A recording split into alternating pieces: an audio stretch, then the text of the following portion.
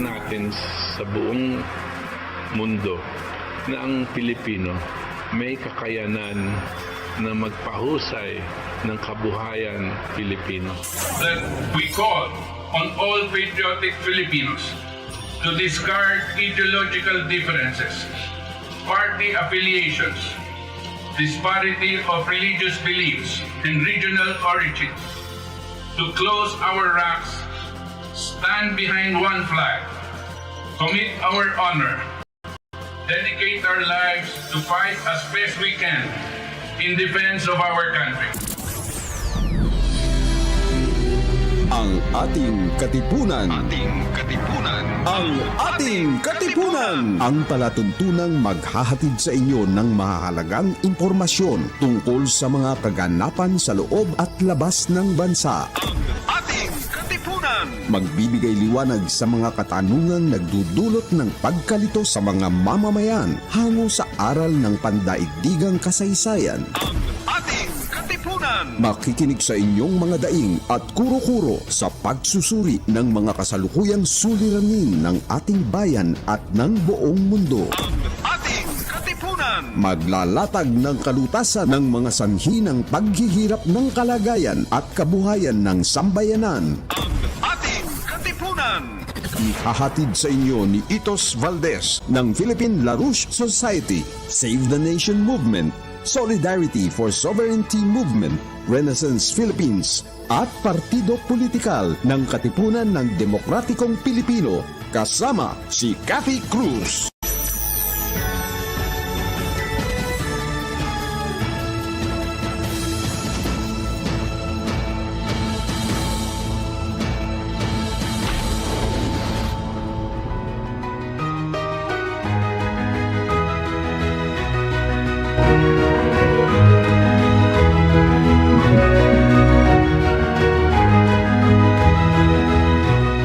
Diyos maray na banggis na indong gabos na mga kabanwa. Magandang gabi Pilipinas, magandang gabi Luzon, Visayas at Mindanao.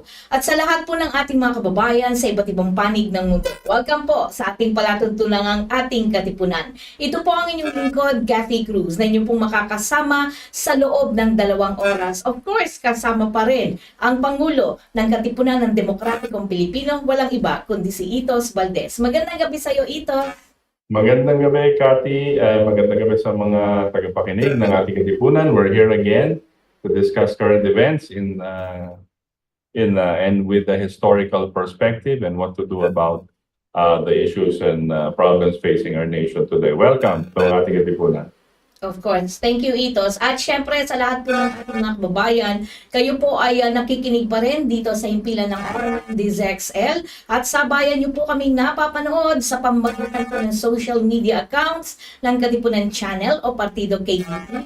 Of course, sundan niyo po kami. Please like, share, and subscribe. At mag-iwan po kayo ng bakas o ng comment sa ating po mga social media pages. Hanapin niyo po Partido KDP o Katipunan Channel.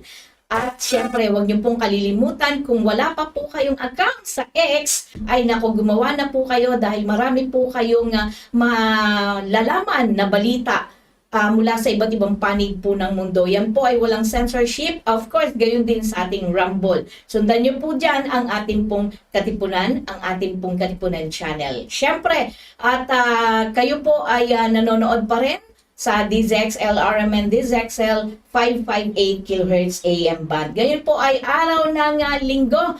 Nako, ilang araw na lang, no? Dahil magtatapos na naman ang buwan ng January 2024. Pero napaka kaliwat kanan ang maiinit na mga balita, pero ang isa sa matinding mga balita na susulong nitong tinatawag nating uri ng gobyerno o sistemang gobyerno. Ang title po ng show natin ngayon o ng topic po natin ngayon ay Presidential versus Parliamentary System.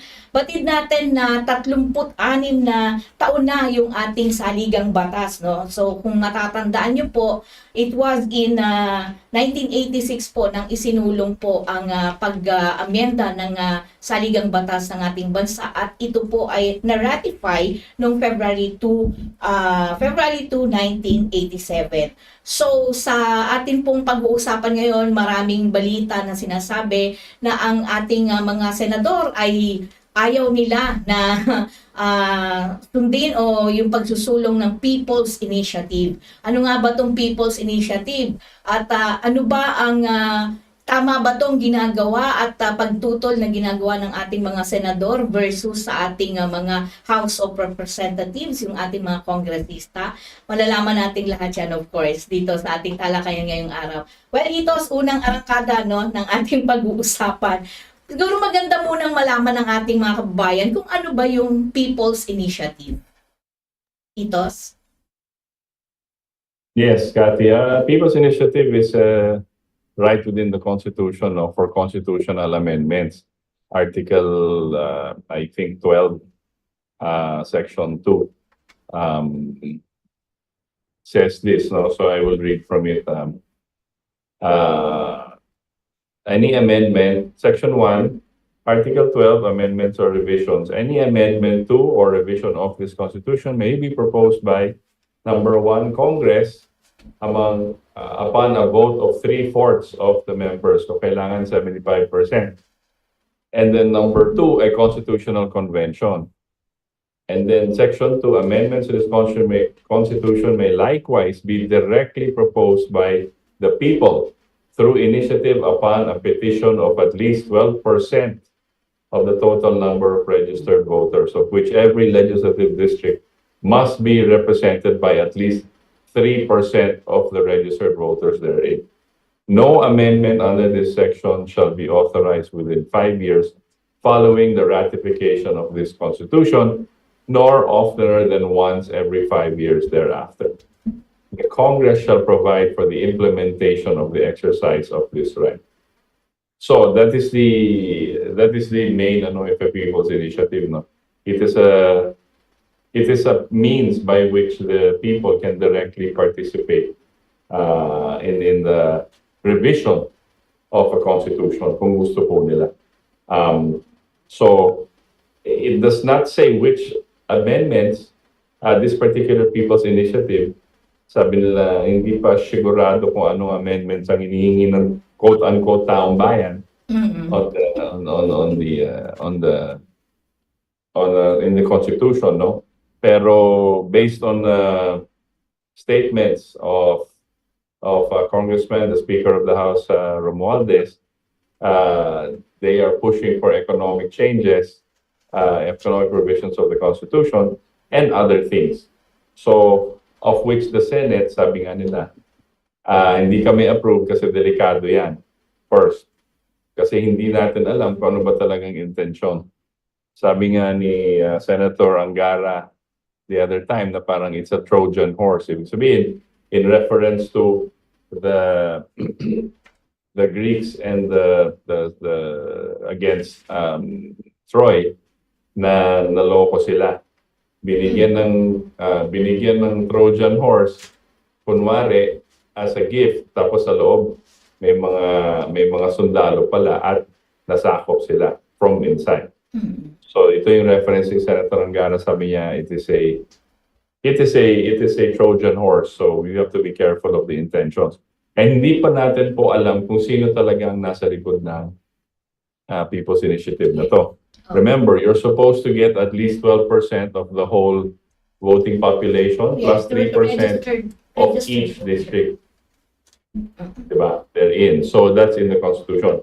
Hindi ko alam kung paano nila gagawin yung math nito, but definitely it is going to be a fight. But again, this People's Initiative is enshrined within the Constitution kung gusto ng taong bayan. Okay? So they can amend the Constitution if they choose to do so. Pero kampanya yan. And then ang COMELEC yata ang siyang mag-ano. Siyang magte-test, siya mag-ganyan. Tapos yung Congress enact niya pag per district hinihingi ng mga taong bayan 'Di ba? Yun yung ano sa constitution. So if they determine that the people want this change in the constitution, um, then they will enact it. They will put forth the process. Problema, hindi pa sinasabi ko ano sa constitution ang gusto nilang palitan Mm. at i-revise kasi kampanya yan. So you're going to have to kausapin mo lahat ng constituents mo. Ano yung kailangan mong gawin? Ano yung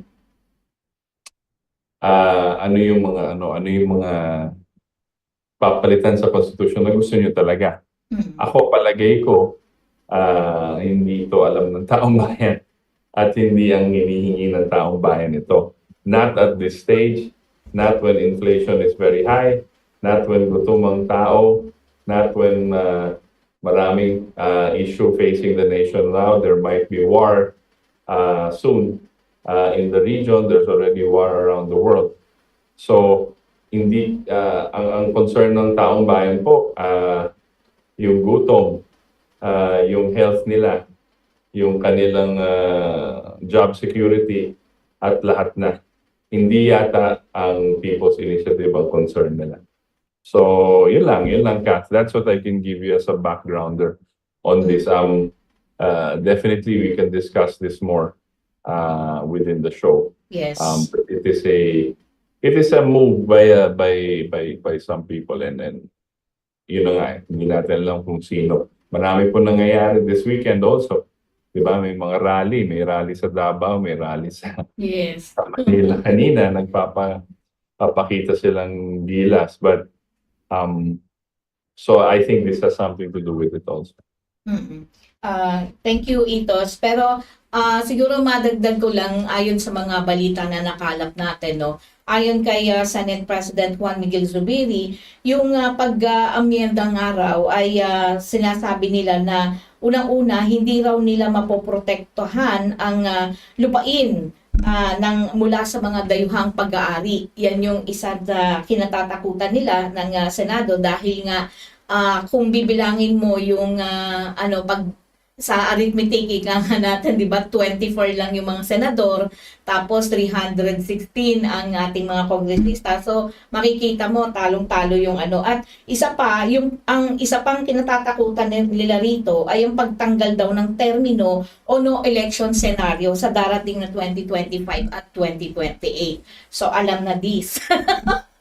Alam na natin kung sino yung posible na nagtutulak nito. But anyway, no, makikita natin kasi syempre maraming gusto federal government, presidential o parliamentary, and recently lang may nagsusulong ng isa nagpa-press con, parliamentary sinusulong niya. Pero I want to focus on the presidential versus parliamentary form of government, Itos. Ano ba ang kaibahan nito at ano ang mas maganda sa ating bansa, Itos? May presidential parliamentary just gives yung kaibahan lang ng sistemang ito ay ang direct participation ng taong bayan. For the parliamentary, there will be two executive heads. One is for state, one is for government. The head of the government will be the actual one working sa government. The other head of state is parang simbolo ng bansa. The other feature of a parliamentary is that yung executive and legislative ay magkasama. So, hindi separate. And that's already a big issue for us. For the presidential naman, there is a single, which is the president. The people vote directly for the president. In the US, they use the electoral college. But dito sa Pilipinas, diretso lang the raw numbers. There is also separation of powers. Executive and legislative powers are separate, and the judiciary is separate. So the president is the executor of the laws, and this is his in the presidential to sasabihin niya sa tao, okay, ito yung plano ko, ito yung agenda ko, ito yung gusto kong gawin. Pero can the president make laws? Hindi po. It is the parliamentary, it is the legislative branch that can make the law. Can the president tell the legislative what to do, to make what laws? No, he can only suggest. But even then, he's going to execute. Para siyang managing director sa kumpanya. And then, the judicial is supposed to look at those laws and see if it follows the Constitution. Now, these branches of government are independent. They're all equal branches of government. One cannot overpower the other. Okay. The other thing also, in a parliamentary government, parliamentary style, wala pong fixed term ang leader, ang prime minister na tinatawag. So, the prime minister as long as he enjoys the confidence, she or he enjoys the confidence of the representatives, kunyari sa Congress, he will stay there. Yung presidential, fixed term. Pwedeng 4 years, para sa US, 4 years with re-election, or dito sa atin, 6 years lang. Okay? So, yun ang diferensya. Kaya sinasabi nila, baka gusto nila tanggalin yung term limits. Usually, sa parliamentary, ganito, may political power, may political parties yan, di ba? Sa parliamentary, parang sa Kongreso, ano ang dominanteng political party? Pag nanalo yan ng seats sa Congress, siya yung pinakamarami. Usually, ang leader ay the head of the majority party ng parliament. So the prime minister is the leader of that. In a presidential, it is directly decided by the people, hindi yung mga representatives nila. Okay? Yung ministers, yung cabinet members, in a parliamentary, kailangan nasa party nila. Galing sa kanila. They're appointed as cabinet members or ministers. Kaya yung sa parliamentary, prime minister, prime is the head of the ministers. So, but lahat ng minister, economy, labor, lahat galing sa party nila. Yung sa presidential, pwede siya magkuha ng cabinet members as ministers na hindi from his party at hindi gobyerno. Okay? In the parliamentary form of government, it is the powers of the legislative and executive are combined. In a presidential, separate pa rin. Legislative, executive, and judiciary. Tapos wala ngang terms. After that, kunyari tapos na yung termino ng parliamentary prime minister, he can what they call dissolve legislation. He can dissolve the legislature. In other words, pwede niyang i-dissolve yung Kongreso pag wala na siya. Kasi, kunyari, natalo sila sa election, pwede siya mag-dissolve ng yung prime minister and yung mga lawmakers. Yung president cannot do that. May iba-ibang term yan. Kaya yung senator, they can run for 6 years, then another 6 years. That is independent of who wins the presidency. So, separate sila. So, yun ang basic differences ng presidential and parliamentary. Yep. Kung dun sa comparative na mga sinabi mo, Itos, gusto ko yung presidential form of government. Kasi diba, may totoong boses ang mamamayan. Tapos, kumbaga, kung hindi magaling yung presidente, pwede mo siyang wag nang iboto. Meron kang kapangyarihan. Unlike dito sa parliamentary, kung diktador siya o pangit ang kanyang walang magagawa ang mamamayan. Parang forced to good ka, di ba? Parang ang hirap nun, Pero nakakapagtaka lang, Itos, kung bakit itong ating mga kongresista ay tila atat na atat. Gustong-gusto talaga nila na amyendahan itong saligang batas natin. Kung minsan mapapaisip ka ang kinakatwiran nila dahil daw sa ang rason nila ay kabuhayan o economic ng ating bansa. Pero ang problema, kung ang naririnig mo sa mga senador na hindi pa pwedeng dahil ang gagawin nyo ay 100% foreign ownership, pwede na ngayon bumili ang mga dayuhan na magkaroon sila ng pag-aari ng lupa dito sa ating bansa. I remember during nung buhay pa si Chairman Butch, 'di ba nagawa nila yung 100% foreign ownership sa mga bangko? Ano lang yun one day lang yun na kumbaga na iproseso nila at napirmahan kaagad nung dating Pangulong Noynoy Aquino, if I remember right. So, nakakatakot yung ganito. Ano ba ang impact? Para lang maintindihan ng ating mga kababayan.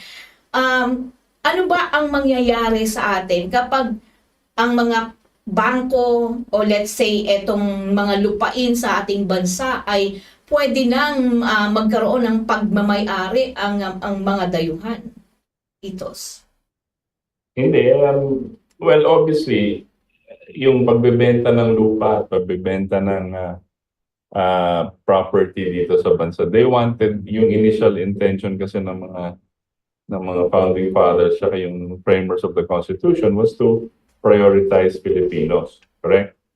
Ang sabi nga nila, kung dumadami ng dayuhan ang bumibili ng lupa, parang sinasakop na tayo. So, they put those provisions sa umpisa. Kasi ang intention nila is to promote Philippines first. Diba? Ngayon, the other side of that is the banks. The banks, yung character naman ng mga bangko natin na private banks, are already owned by foreigner. Nandun na tayo eh. Kasi wala nga tayong national bank. Right? So it's already commercial. In other words, they're universal banks. When universal banks, they can get foreign ownership because that's how they make money. Okay? Yung in all intent and character of the banks are yung central bank na natin, sinasabi nila, nagmay-ari, foreigner naman talaga.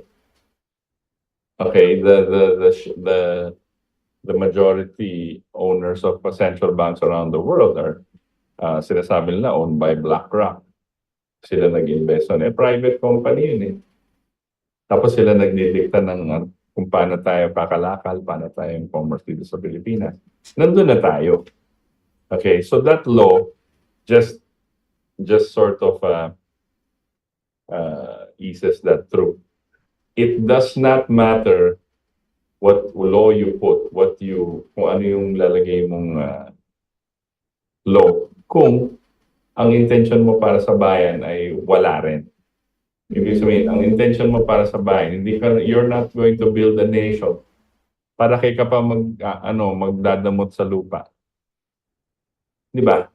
So useless yan eh. So kahit sabihin nilang protection, 60-40, kailangan ganyan.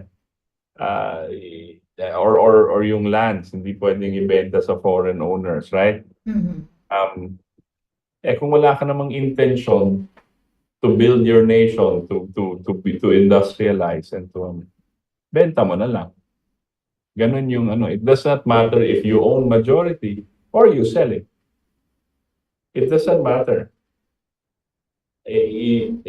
Yung discussion natin last week, remember, Kat, is Yes. it was talking about yung, not just last week pala, last week yung birthday ni Chairman, pero the week before, about ano bang intention ng economy mo, ang peso mo, what's the value, ang BRICS, di ba? Yes. AIIB, tsaka yung central banking system versus national bank. Di ba? Yun yung discussion eh. So, why do we need a national bank? You only need a national bank if your intention is to build your nation. You cannot have, pag may national bank ka na, useless na, wala ka namang intention magpatayo ng mga infrastructure or national energy plan or with nuclear power or rail. Ba't ka pa nag-national bank? Di ba? So kung wala kang intention, it reflects what you want to do for your nation, what your intention is for the nation. So, yung sinasabi nila like before, sino ba nag-invento ng National Bank? Si Alexander Hamilton ng US. Di ba? So sabi niya, kailangan ng National Bank kasi magtatayo tayo. We will make the US, we will build the US. We will build America. In 1776, 1789, the Constitution nila, maglagay tayo ng National Bank because the National Bank will be the one dealing with all government's projects and structure. Hindi commercial banks. Ang commercial banks, hindi intention na palaguhin ang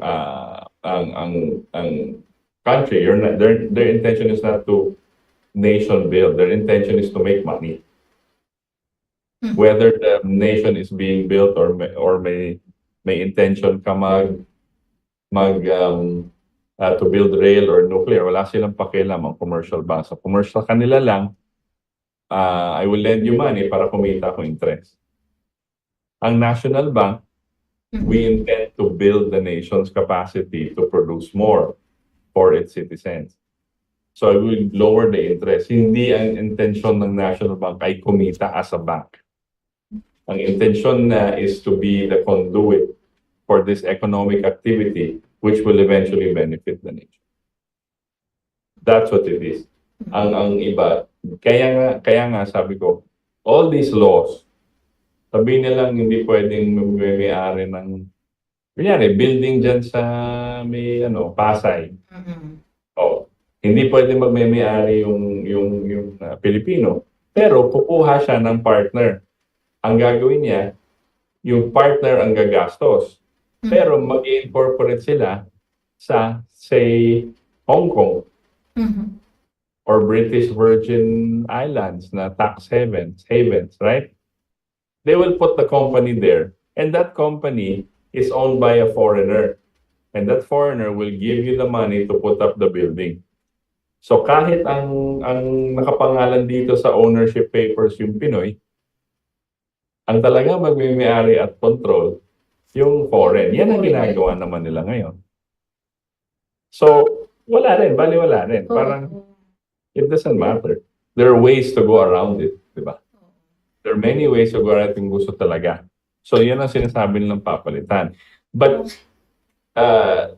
the other thing is that the dangerous thing that that looking at it also, it's not just term limits. This 87 Constitution is a reaction to what happened with Marcos, right? Yes. Marcos, Ferdinand Marcos. Ferdinand Marcos Sr. Okay. So, ayaw na nila ng 4-year term and then re-election. Yes. So, sabi nila, fix na lang 6 years. Pero ang epekto niyan, kasi reaction takot sila. Ang epekto yan, mas magulo para sa taong bayan. Bakit? If you vote him in for 6 years, wala ka ng choice. You cannot take him out, you cannot... And the president will sit there, sabi niya, fix na naman to, hindi na ako pwede tumakbo. So gagawin ko lang yung kaya ko in 6 years. Eh ano magagawa mo in 6 years? Okay. But if there's 4 years, with re-election, right? At least sigurado ka the first 4 years, magsisip-sip siya sa taong bayan, di ba? Oh.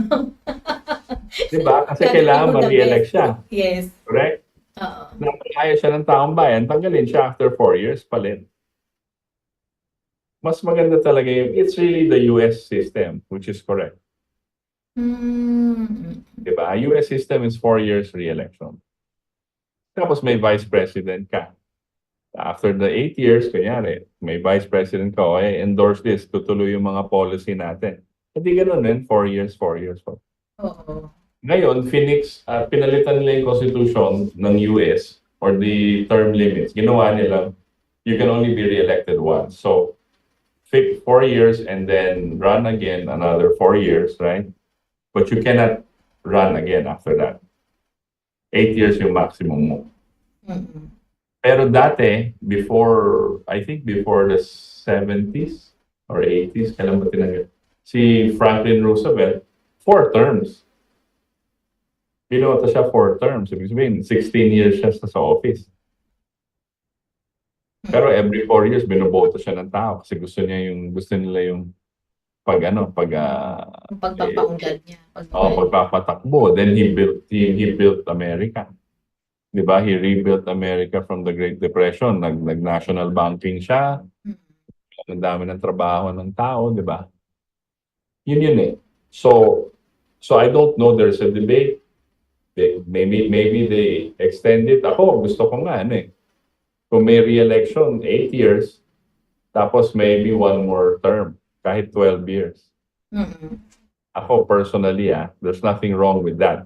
But syempre, we're assuming, number one, that our COMELEC and elections are clean. Oo. Right? Assuming naman lahat yan above board. Malinis, wag na yung mga smartmatic, di ba? Mag-hand count tayo ng boto, di ba? Pwede naman gawin yan. Pinakita recently ni Donald Trump yan dyan sa Iowa. Oo. Hand count lang sila. Ang bilis, 1 day, tapos. Di ba? So, kaya naman natin yan gawin. Okay, so let's say clean yung elections. Okay ako sa 12 years kasi mas marami kang magagawa. Yes, oo. 'Di ba? And then that's assuming nga ang nangyari kay Ferdinand Marcos, he was elected 65, re-elected 69. Tapos bago matapos nag-martial law siya. So tuloy-tuloy siya. So in the 70s where it was very turbulent sa mundo, magulo yung 70s sa mundo. 'Di ba? So that's what happened with him. But this time, they're trying to take out term limits. Yan ang sinasabi ng mga ibang senador. Yan ang sinasabi ng mga haka-haka, yung mga ating mga kaibigan na kolumnista. Ito yung gusto talaga nila palitan. Una, yung economic provisions. Huwag na yung protectionism sa ekonomiya. Di ba? Pwede na pumasok yung mga foreign companies, bumili na sila dito ng lupa or kalabanan na sila ng mga local companies para mas magaling na mas maraming trabaho. Okay? But again, that's useless if it doesn't matter because the Constitution provides that yung is the general welfare. Okay? It is in the preamble that the mission of the Constitution, the country, is the general welfare of its citizens. Now, kung hindi nyo rin naman ginagawa, kung hindi nyo rin naman gagawin yan, para pa yung protectionist provisions ng Constitution. Di ba? Ang protectionist provisions ng Constitution, which I agree with, but the leadership has to follow it. Oo. Leadership has to build. The reason it does not make sense is because hindi na tayo nag-nation build. We are not participating. We have not been participating in nation building. We've just been para siyang 6 years lang ibang presidente diyan upo lang for 6 years. Para siyang manager lang tapos aalis rin siya after 6 years. There's no path forward. There's no blueprint. Oo, walang direksyon. Because if you have a blueprint moving forward, you need the economic provisions of the Constitution. Economic provisions na protectionism. You need that. That's what it was designed for. Hindi pwede ang Constitution. Ito lang yung provision ng Constitution separate from the intention of the leadership. Kailangan magkatugma. That's why it's a good document. Right? And that's what they're trying to change. Sabihin nila, hindi tayo umuunlad dahil sa konstitusyon natin. Yan naman ang sinasabi nila dati pa kay Ramos, kay Gloria, even kay Era. They always try to change the Constitution. And they're only trying to change term limits and economic provisions para makapasok na ang mga oligarko sa labas. Tayo, may problema na tayo dito sa local oligarchy sa labas pa. Oo, lalong patay tayo. Diba? Sabi nga Ngayon, nung ano, sige, ngayon sasabihin mo, meron tayong direct participation. If this was a parliamentary, wala tayong direct participation sa government. okay. We can change our president, we can do all of these things in the constitution. Pero kung nagpalit tayo, naging parliamentary tayo, Ah. may one step, may layer na idadagdag on top of us to directly, we cannot go straight. Oh. May tigil. So because you pick the representative, siya yung parliamentary. Siya mamimili ng leader. At yung leader na yan, ang siyang magbibigay direksyon sa anong ekonomiya gusto niya. Mm-mm. Wala tayong direct participation. Which is lalo tayong delikado. Diba? Sabi nga nung ating isang kaibigan, no, sabi ng mga kongresista at ibang ekonomista, ang presidential system ay balakid sa kaunlaran ng Pilipinas. Dahil daw madami pang debate, hindi ma-approve ang mga economic provisions, policies na magpapaunlad, quote-unquote, sa bansa natin. Yan daw ang dahilan kung bakit mas maganda ang parliamentary. Mabilis mag-approve ng batas. Yun yung reason nila. At Ang ano nila is, yan ang rason na binibigay nila para palitan na. yes. It does not mean it's going to be easier. Just because you pass, just because it's faster to pass certain provisions, doesn't mean if those provisions are correct or not. Correct. Na, I agree. hindi sa bilis yan eh. Hindi sa bilis yan. A hallmark of a rich democracy or a correct republic is the debates, and you prove it in the Congress. That's why. Ang problema dyan kasi sa Congress ngayon, tapos sa Senate ngayon, hindi lahat ng tao may integridad. Correct. I agree. So nawala na silang integridad, matagal nang walang integridad ng mga tao dyan. So they always sell their votes, they always, Exactly. naglalaro sila. Ngayon, sasabihin nila ngayon, delikado kasi sabihin nila hindi tama yan kasi delikado yung mga congressman, tapos sabihin na hindi sa law yan. Kaya matagal na kayong nagbebenta ng kanyang mga vote eh. Diba? Sasabihin nila, boto kayo dito. Ito yung pork barrel mo. Boto kayo dito. Ito yung bibigay natin sa'yo. So how can you now face the people and say this is for the national interest? It is not for the national interest, it's for the interest of the very few, which is the Congress. Pag nangyari yung parliamentary, tatanggalin yung Senate. Wala nang senador, useless. It's going to be one house of Congress. And controlled by the Prime Minister, which is the pinakamaraming boto in Congress. So kunyari ngayon, I don't know kung Marcos Partido Federal is very active. Ano yung pinakamalakas na partido ngayon? Siya magboboto ng leadership. Siya magiging Prime Minister. Wala tayong say doon. Wala tayong say doon kung sino magiging. Tapos siya maglalagay ng mga economic provisions. Siya maggagawa ng batas kasi yung legislative at executive mag-isa na. So gagawa sila ng batas tapos i-implement nila yung batas whether we like it or not. Wala nang debate, wala nang slow process and all of that. That's the reason why it was designed, the US designed it as co-equal branches of government. Legislative, executive, and judiciary. Ang role ng Supreme Court and the judiciary is to make sure, the Supreme Court is to make sure it's constitutional. Yes. Yun lang naman. And the lawmakers will make sure the president does not break the law. Right? And then the president will make sure that the lawmakers make laws that are helping him to build the country. Ganun naman, that's how it works. Okay, so, but if you put power concentrated in a few people, which is the parliamentary, doon tayo magkakabot.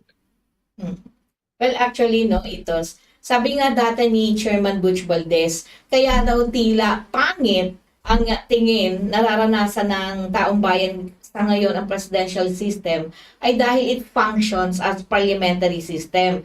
kung papaanong ang pera lang ang katapat ng lahat ng mga mambabatas sa lower house at sa Senado, maging mismo sa ehekutibo sa pagpapaunlad o pagpapatupad ng mga batas.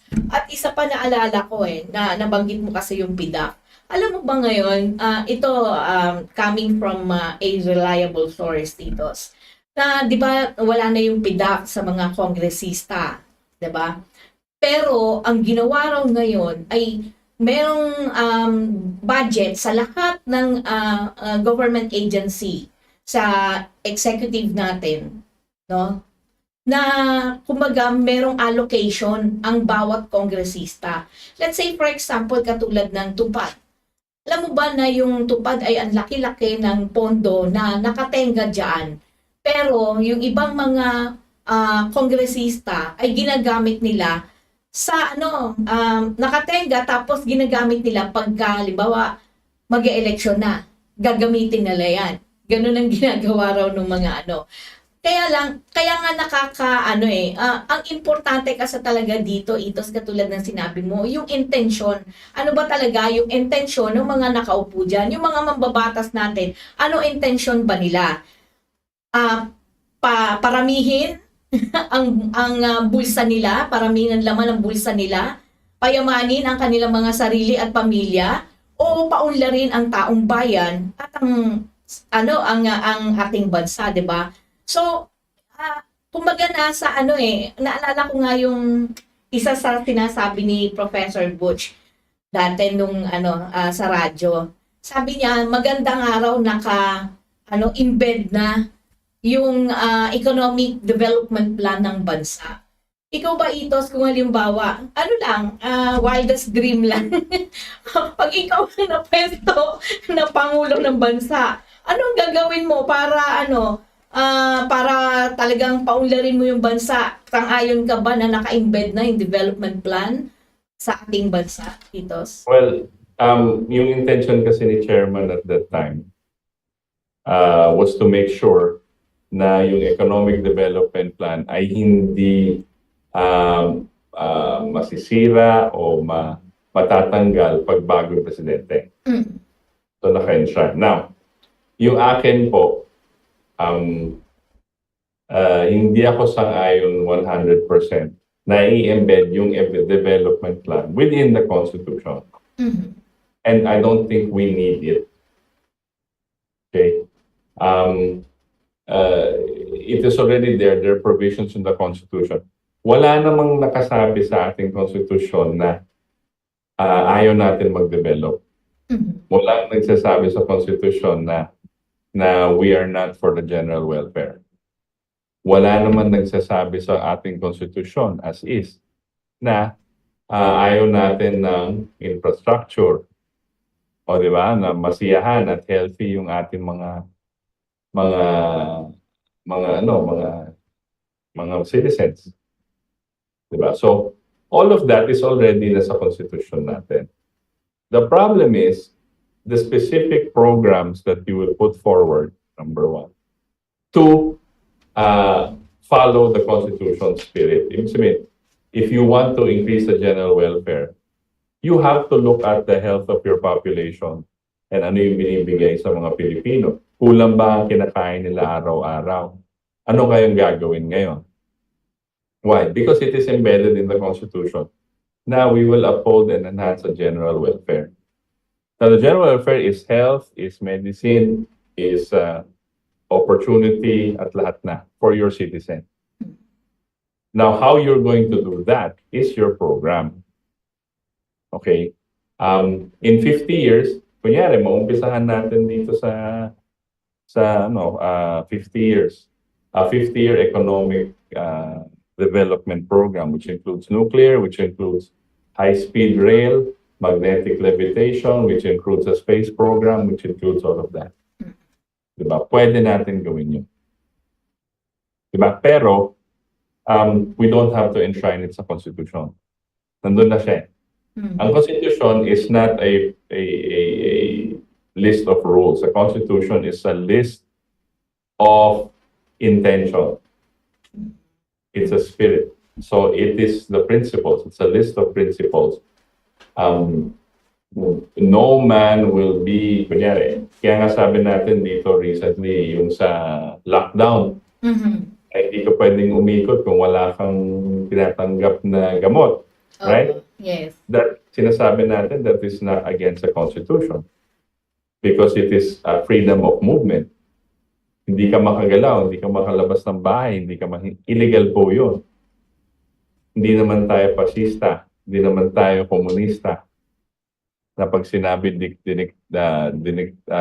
dinictate ng national government, huwag kayo lumabas ng bahay, sa bahay lang kayo. That is against the Constitution. Yes. Yun ang sabi ng dating Freedom of Presidente Duterte, di ba? Sabi niya, dito lang kayo sa bahay, uhulihin ko kayo pag hindi kayo bakunado.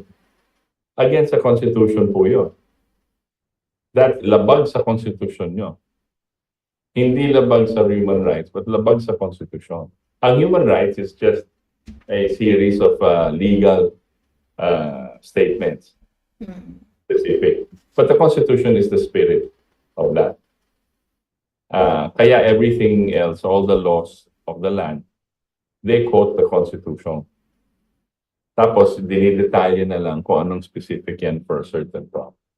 So, I don't think we need to enshrine it in the Constitution, the Economic Development Plan. But we need a leader, we need leadership. That will how do you say, imbibe the spirit of this economic development plan. Ibig sabihin, hindi lang susunod dahil binayaran sila, dahil sa pork barrel. Pero sumunod sila because this will develop the nation. Push the nation forward. Maganda sana yung mga build yung dati. Oo, kay Pangulong Duterte. Problema, they use private sector. Yeah. We don't have to use private sector. The problem with private sector is that pag hindi na sila kumita, hindi na sila gagalaw. Right? You use the government. You use a national bank. Kaya importante yung national bank. Kung nagawa ng US yan in 1776, 1700 until 1800. Mas marami tayong teknolohiya, mas magaling ang mga tao natin, mas skilled labor tayo ngayon. Yes. Why can't we do it? Diba? So that's a difference. That's what I wanted to talk about yung sa that's what I wanted to say na hindi kailangan i-enshrine sa Constitution ang economic program mo because after 50 years mag-iiba na yan. Right? So it's the spirit of the Constitution that is still alive. And that's why the economic provisions are important as long as the leadership of the Filipinos want to build the nation. You cannot build the nation through other people's investment. You cannot. Hindi tatagal yan kasi pag sila nakikita, pero you can get a lot of investments kung nakita ng mga investor na you are building your own nation. Yes. Yes. Papasok sila, sasama sila dyan. Correct. Pag sinabi mong Artikulo 12, because of national emergency, Article 12, inflation is too high. Ganon. Bababa natin we will take over basic utilities and important industries for the meantime. Bababa natin yung 1/4 or 1/2 is your electric bill. Yes. Water bill 1/2. That will spur your economic development right away. Plus, tapos bibuild ka ng mga nuclear power plants, more waterways, your infrastructure building for the next 6 years. After that, yung mga tao hindi na babalik sa mahal. Sasabihin nila hindi, renationalize electricity and water. Kasi kaya naman pala eh. Kami nung papatakbo. Naging bulok lang because there was a deliberate de-investment into NAWASA, into the National Power Corporation, into other things. Deliberate po yan. Tinanggal ng pera. Kaya bumagsak. Mahirapan sila bumagsak. Tapos sasabihin nila, tamo, bumabagsak ko, benta natin. Diba? Benta na natin sa mga oligarko, benta na natin sa mga gito, kumita pa gobyerno. Ganyan silang maggumawa. Yes, Yan, si ganyan. Ramos, yan ang ginawa nila. Correct. Di ba? Pinabagsak nila deliberately, tapos sasabihin nila, mo, benta na natin.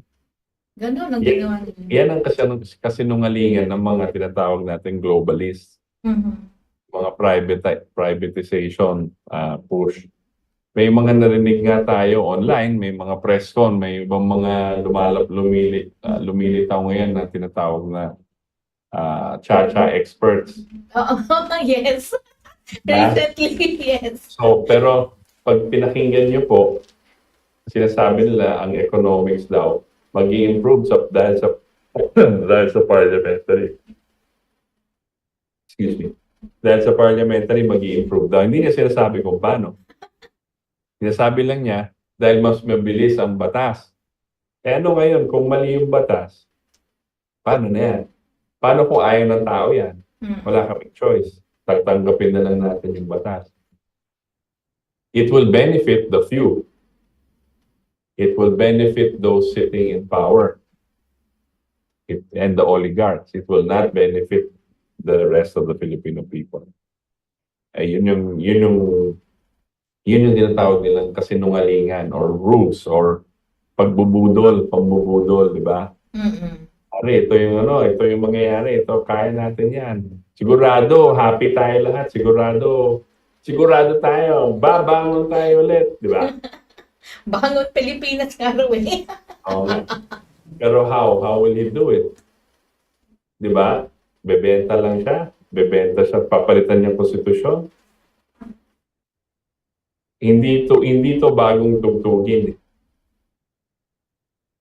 Luma na po yan, di ba? Ginagawa na dati yan nila Ramos and Gloria. Di ba? Yun lang. At saka added lang, kanina naalala ko yung tungkol dun sa, isa rin sa problema natin dyan sa mga oligarko, lalo na sa mga public utilities natin, no? Pagka sila yung, kumbaga pag nalulugi, dideklara nila nalulugi, ang problema sa atin kinakarga, sa taong bayan kinakarga, yung burden. Can you imagine kung papaanong sobra-sobra yung pahirap niya. Kaya hindi ko nga maintindihan bakit dun sa ibang bansa, no, pagka magtaas lang ng konti yung fertilizer, yung mga iba pang mga bilihin, nagrarally agad yung mga mamamayan nila. Pero tayo, pinapatay na tayo, niluluto na tayo sinasalang na tayo sa kumukulong mantika. Parang okay lang sa atin at pinapayagan natin. Kaya nga sabi ko, ano pa nangyari sa mga Pilipino? Nawala na ba yung tapang nila? Nawala na ba yung pang-intindi nila? Para bang ang sinasabi na lang ng ating mga kababayan, wala na tayong magagawa dyan kasi gobyerno na nagpapatupad niyan Sumunod na lang tayo. Ganun ba ang tama? Di ba ito parang ang sakit isipin na yung ating mga bayani na kumbaga nagbuwis ng kanilang mga buhay, nababaliwala ngayon. Nababaliwala yung kanilang paghihirap, yung kanilang dugo at pawis na ginawa noong mga panahon na yon para lang makamtan natin yung kalayaan at pumunta tayo patungo sa kaunlaran. At yung sinasabi mo kanina na Philippine, yung magkaroon tayo ng National Bank, tingin ko ito sa lahat, yun ang parang kinakailangan, next to, paano bang sasabihin ko? Next to yun dun sa mga gagawin mo na, kinakailangan bawiin mo lahat ng, mga government, utilities. Tapos, eto na, National Bank, mag-create na tayo. Parang, siya yung foundation mo agad. Kasi meron ka agad na, na bangko na siyang nakatutok sa pagpapaunlad ng mga bansa. Kaya, hindi ko ma-imagine kung ikaw, Itos, naiisip mo to, bakit hindi naiisip ng ating mga officials ng government? Hindi rin ba naiisip to ng mga mambabatas? O sadyang, ewan. Di ba? It's so sad. Yeah, it's sad. But I think both. Kasi lahat sila lumaki sa nag-matriculate sila sa sistema natin ngayon that does not teach Alexander Hamilton or national banking. It only teaches commercial banking and it teaches free trade sa economics. Yeah. Hindi nila, wala silang tinuturuan na American System Economics, Alexander Hamilton at iba pa. So therefore, lumaki na sila at kumuha ng mga degree. Yung iba, 5 pa yung degree, nag-masters, nag-doctorate, but they don't know about national banking. Or they don't think it is any more relevant in today's fast-paced world. I would argue the opposite. It is more relevant now to protect your countries from yung mga vultures and pirates in the financial world Yes. from destroying your country. Diba? Ang mga oligarko sa labas, mahilig sila maghanap ng kapwa-oligarko dito sa Pilipinas or dito sa iba-ibang bansa. Kunyari, gusto nila sakupin ng isang industriya doon sa Mexico. Maghanap sila ng local families na pwedeng i-partner. Okay? So suddenly, these local families are more prominent within Mexico kasi alam nila yung nasa loob ng Mexico. Pero funded yan by these international financial oligarchs. Ganun lang nangyayari. Same thing here. Ganun naman yan. So, then they take over industries and they loot and they make money and wala silang pakialam kung ang buhay ng tao ang nakasalain. Wala silang pakialam kung sobrang mahal ng ang pag-ano ng ang presyo ng kuryente. Wala silang pakialam kung tataas na masyado yung presyo ng tubig. Kasi sila na may-ari. So, kailangan kumita sila. Ganito yan. Pag nabili, kunyari, yung mga bumili ng water system natin, Manila Water, diba? Bilyon-bilyon nila binili sa gobyerno yan, babawi sila. Diba? Diba? Kahit may provision, kahit sabihin na sa government will say, you can only raise it this much, and marami silang pwedeng gawin na, hanggang ngayon, yung colleague natin, si RJ Abellana, di ba? Yun ang pinaglalaban niya, wala pa rin. Di ba? Kahit nag-decide na kailangan balikan na sa tao yung overcharging nila or whatever, di ba?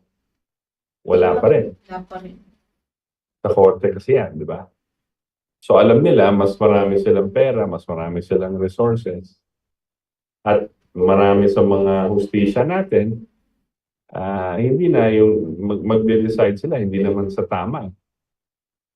Hindi using the Constitution as a guide and not using the deciding right, naghihintay na lang silang bayaran sila. That's what's happening now. That's the sad fact now. Ganun ang nangyayari ngayon. So, if you're going to say, we need a change. How are we going to do it? If we're going to say we need a new banking system, kailangan overhaul lahat. Yes. Diba? So, and we need a president, a leader who will start that, who understands it. Right now, tignan mo lahat ng senador. Sino sa mga senador ngayon ang palagay mong nakakaintindi ng national banking and central banking? Maybe one or two. Nada? Meron ba? Maybe one or two. Maybe Let's say. Maybe Senator Sani Angara will know. Educated naman siya.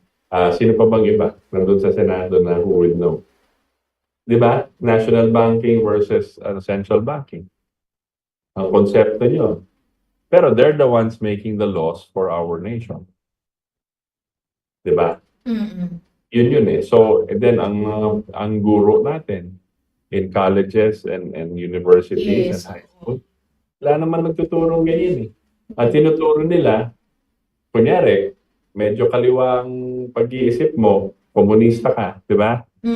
Tinuturo mo national banking, tinuturo mo socialism. Oo. Na equal lahat. Lahat tayo, walang mahirap, walang mayaman, lahat tayo equal. Yan ang sinasabi ng socialism. Sa kabila at sinasabi nila, ang kalaban niyan, capitalism. Ang capitalism naman, Yun yung maraming pera, siyang hindi mayaman. Yun lang yun. So that's what that's why it's sad. I don't think anybody now talks about it except us here, dito sa LaRouche Society, or maybe some small groups that discuss these things for academic purposes. But national banking, tignan mo nga na yung nangyayari sa mundo. Sa Germany, sa France, sa Netherlands, nagpropotesta ang mga farmers. Again, sa mga nanonood sa atin dito sa YouTube, ha, punta kayo sa X, yung dating Twitter. Doon lang po kayo makakakita ng totoong balita sa mga nangyayari sa mundo. Sa ibang plataforma, sinasensor po nila. At wala kayong maririnig na sobrang lawak na ang protesta ng mga magsasaka in Europe. France, Germany, Italy, Netherlands, all of these places, lahat ng mga magsasaka, farmers, industrial farmers to. Hindi to yung mga, maliit lang yung rice field or hindi po. Ito industrial farmers, mechanized farming. Bakit sila nagprotesta?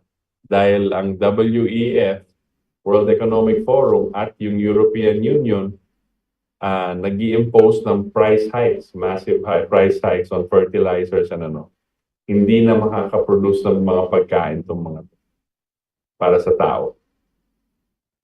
So they're actually forcing them to kill the population by putting up massive price hikes. Tapos sinasabi lang may quota daw.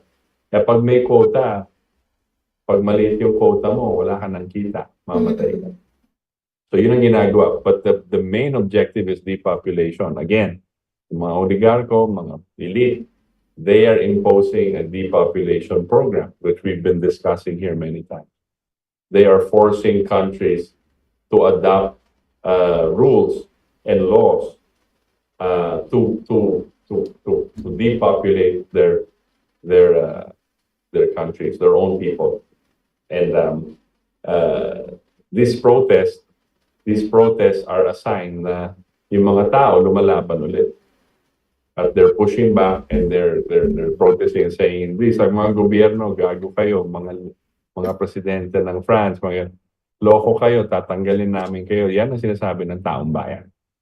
Papalitan namin kayo kasi loko ka. Pinapatayin nyo kami. Right? Because of inflation and quotas and lahat.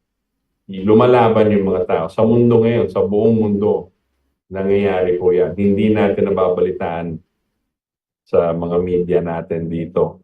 Pero nakikita natin sa Twitter, sa X. So, kung ako sa inyo, doon lang yung magandang source of news kasi walang censorship doon. Ito siguro magandang maisingit ko na lang din, kasi isa rin sa grabe rin ng propaganda na nangyayari ngayon ay itong sinasabi nila na mga Vietnamese poachers, yung mga illegal na na mangingisda raw ng mga Vietnamese sa ating lugar. Kesyo ang sinasabi nila na pumapasok sa ating karagatan at sabi ng mga mangingisda natin ay sinisira nila yung ating mga corals at maraming humihina raw yung kanilang mga tinatawag nating mga huli dahil sa paggamit nila ng cyanide, paggamit nila ng dinamita, at parang mas matapang pa sila. Mas matapang pa raw sila sa mga Pilipino na mga mga mangingisda. So, naalala ko kasi yung sinasabi mo na pagka ganyan na mga karagatan o parang ang dapat na iniisip natin ay hindi naman dapat maging dahilan ng pagkakagulo o pagkakaaway. Can you siguro magandang mai-elaborate mo sa amin para sa kaliwanagan din ng ating mga kababayan, Itos? Yes, we heard of that report also, Cathy. I don't know kung verified yung report na yan or from interest groups lang Yes. na nagpapaano. But definitely, it's something to look into, and kung walang comment ang ating gobyerno dyan, dapat tanong natin ulit. The point of all of that is that Vietnam, like China and the Philippines, are claiming this island chain, no? Saying that they're part of our exclusive economic zone. Again, this is the part of the dispute in the waters which involve China. Okay, so again, the solution cannot be found in those waters. Na wag kayo mangisda dyan.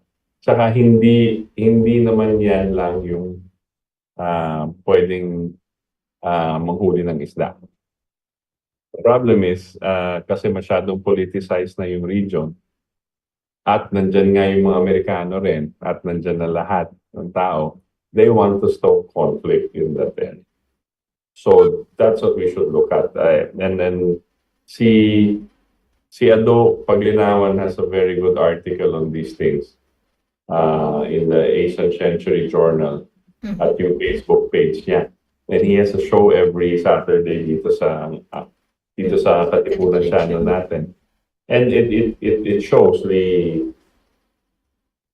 lays it out properly, ano yung konteksto, ano yung proper konteksto of these things.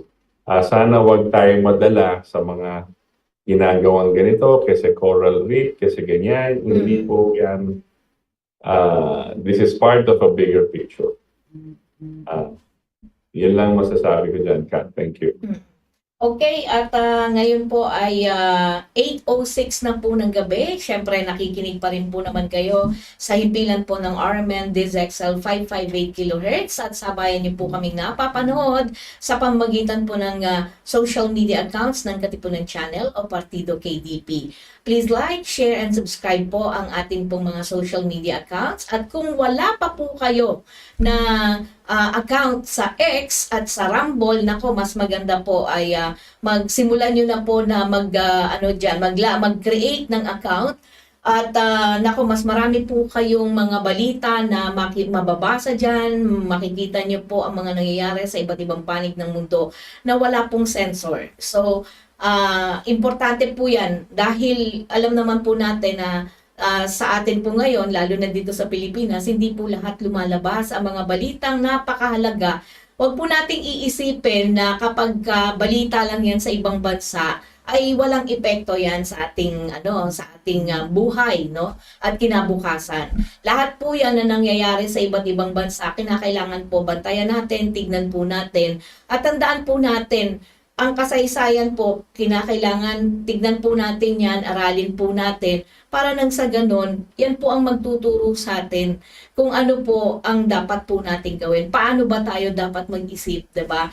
Ang mahirap nga po talaga ngayon ay masyadong sa dami po ng mga impormasyon gamit ang social media, andyan din ang mainstream of course, na talagang minsan ang taong bayan ay nalilito na. Ano? So kinakailangan alam po natin saan ba talaga patungo ang ating bansa at ano ba talaga ang dapat nating panindigan base sa katotohanan at para sa kabutihan po ng sandaigdigan. Hindi po ito ikaw Pilipino lang, sarili mo lang titignan mo. Kinakailangan po tayo, tao, lahat of course tao na nandyan sa iba't ibang panig ng mundo po, doon po tayo dapat nakasali. Anyway, sa huling ikalawang bahagi po ng ating palatuntunan, of course, marami pa po tayong matututunan din. Pero itos, gusto kong i-inject na rin ang mga ilang katanungan na katulad ng nangyayari ngayon sa iba't ibang panig ng bansa, no? Medyo hindi na masyadong itong Estados Unidos, syempre alam natin na may mga nangyayari tungkol dito sa kay Trump, tungkol sa eleksyon, at ano ba ang magiging impact kung halimbawang itong si dating President Donald Trump ay siya yung mangunguna sa darating na election this October or November of this year, Itos? What will be the impact in our country? Well, what the impact was last time? Ibig sabihin, walang intervention, walang regime change sa buong mundo. The no wars. Yung term ni Trump, walang nanggera. Kahit critical siya kay Putin, kahit critical siya kay Xi Jinping, walang gera. Nag-usap sila, nag-cooperate, discussion sila at nag-negotiate on whatever economic provisions. Walang nag-invade ng ibang bansa. Di ba? Under Trump. Nung umalis si Trump, si Biden na nandyan, lahat gera na hanggang ngayon. Okay, so Trump with his only political term, like the 4 years that he did, hindi siya, walang gera nangyari, ang ekonomiya ng US ay maganda at palakas, ang militar ng US malakas at lumalawak pa, pero wala siyang inaano na bansa, wala siyang tinatakot na bansa, wala siyang pinopormahan, wala siyang demand kay Duterte na maglagay pa ng EDCA. Di ba? Okay. Wala namang ganun eh. So, natamaan din sila ng dalawa ni Duterte ng COVID, Yes. ng lockdown. Mm. Kahit nilalabanan nila, kahit hindi natin alam kung ano talaga nangyari at ngayon lumalabas. Iba pala yung istorya, is si Trump, until now, lumalaban pa rin. Nung umalis siya sa, na sinasabing dinaya siya, and ako naniniwala talagang dinaya siya sa eleksyon ng US. Kasi hindi ako naniniwala na si Joe Biden ay nakakuha ng 81 million votes, making him the most popular president in history of the United States. Kaya hindi nga nangampanya eh.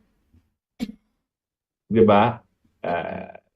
Pag nakita niyo po yung mga interviews niya at hindi ka maniniwala na mananalo yan. Okay? So plus, Dominion ang ginamit nilang voting. And Dominion is Smartmatic. Oh. Di ba? So parang natuto na sila sa atin, di ba? So that's what's happening. And Trump is also everybody, yung mga leaders around the world respect Trump. Yung mga iba takot. Pero sabi niya, hindi ko nababayaran ng security ng mga NATO countries para lang puporma ka against Russia. Kung gusto niyong ituloy yung NATO na yan, North Atlantic Treaty Organization, kayo magbayad. Hindi na kami, hindi na US, hindi na yung US taxpayers ang dapat nagbabayad dyan. So sinasabi nila, ikaw, Germany, NATO ka, bayaran mo yung sarili mo. Ikaw, France, mag-NATO ka. Bayaran yung sarili mo, yan. All the way to the other countries. Yan ang style ni Trump, hindi siya natatakot sa ganyan. Nag-withdraw nga siya sa WHO, di ba? Oo nga.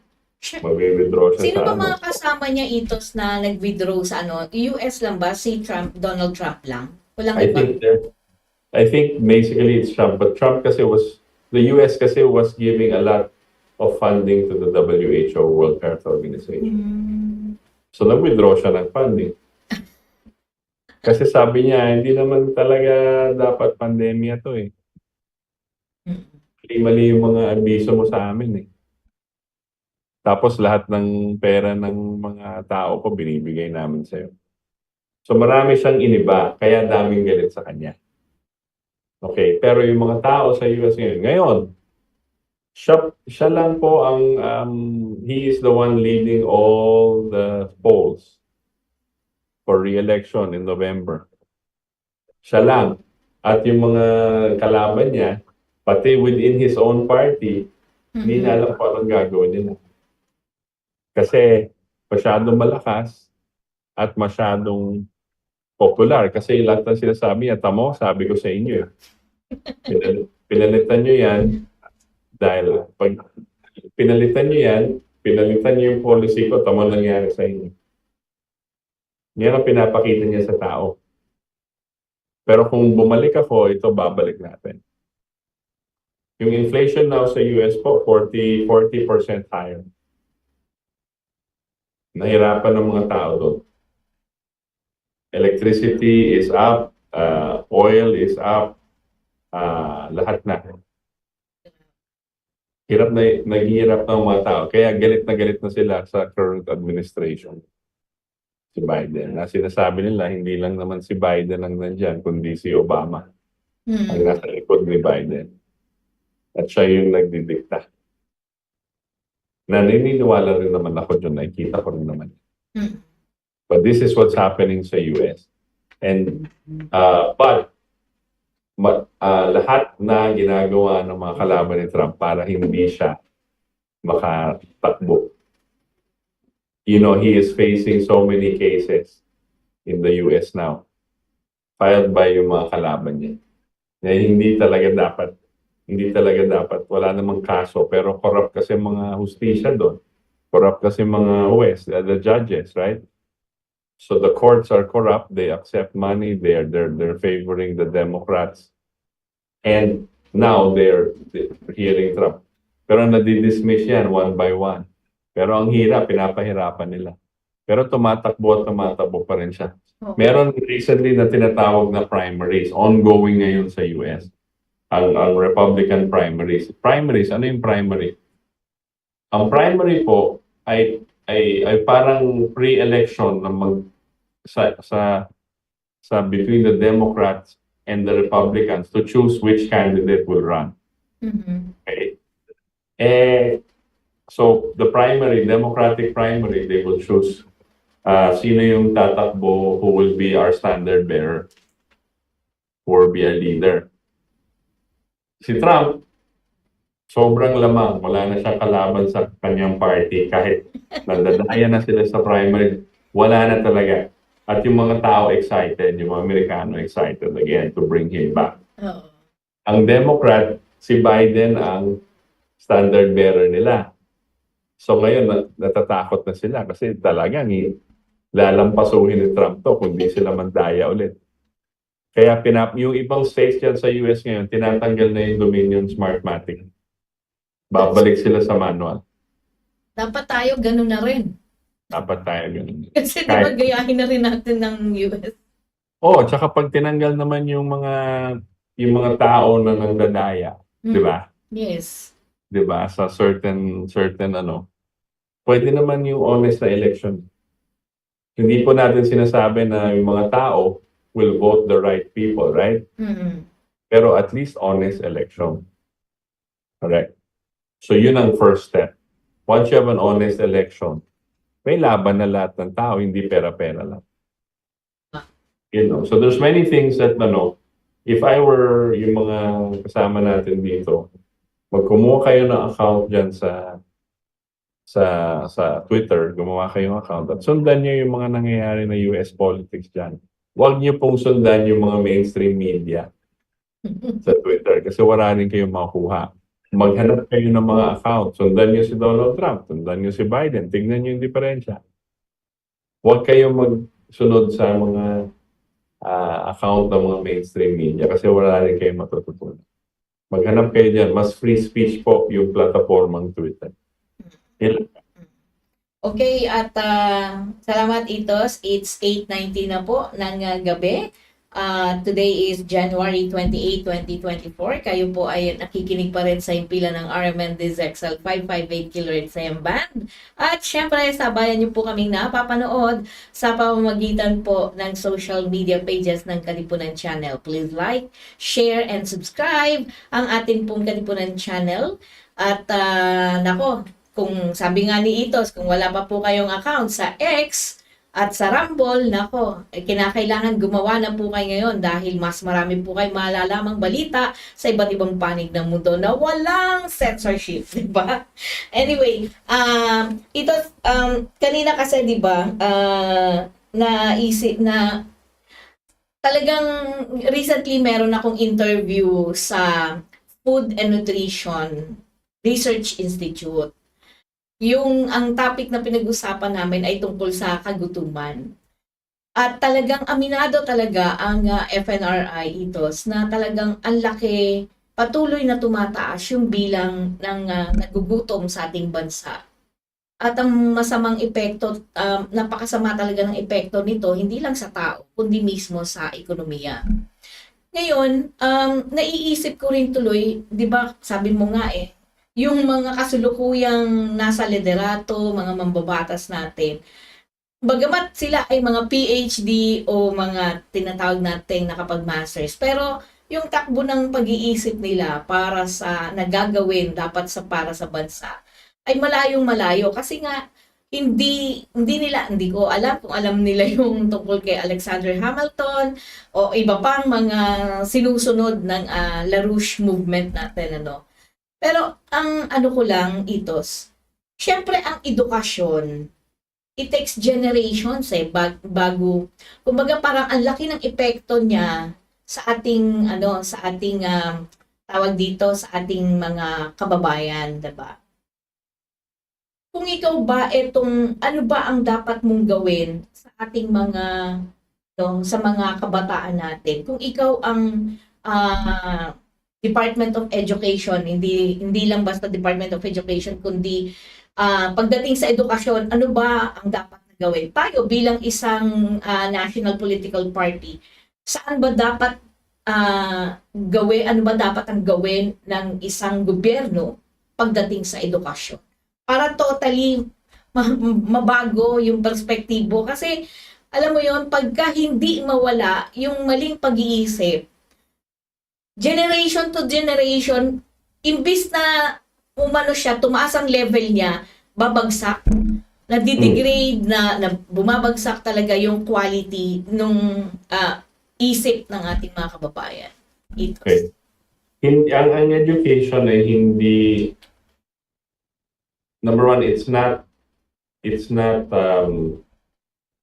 static. Yung sabihin, hindi siya yung parang bibigay mo lang yung libro, pag-aralan nila, okay na sila. Ang education is continuing learning with kids. Of course, there's basic sciences, basic. But everything, lahat ng education has to reflect the intention of government.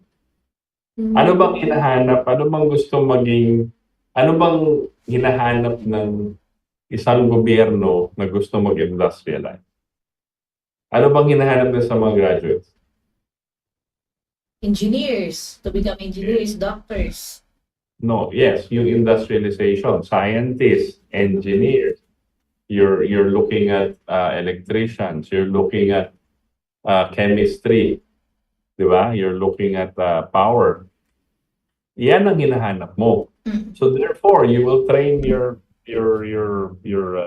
college, high school and college in the sciences.